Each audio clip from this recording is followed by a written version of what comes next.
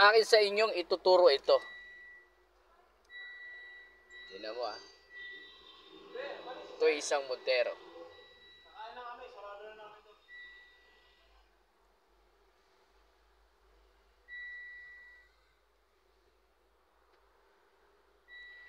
Ayan.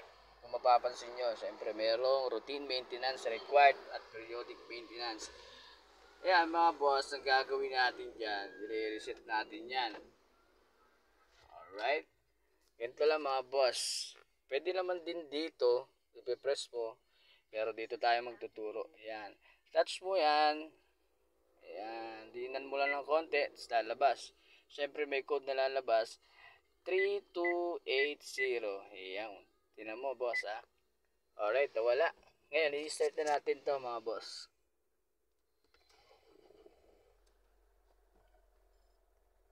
Check natin. Yan, nawala. Ayan, low washer fluid lang yan mga boss. Alright. Yan lang boss mga boss. Ganun lang mag-reset ng periodic maintenance ng Montero Sport. Thank you.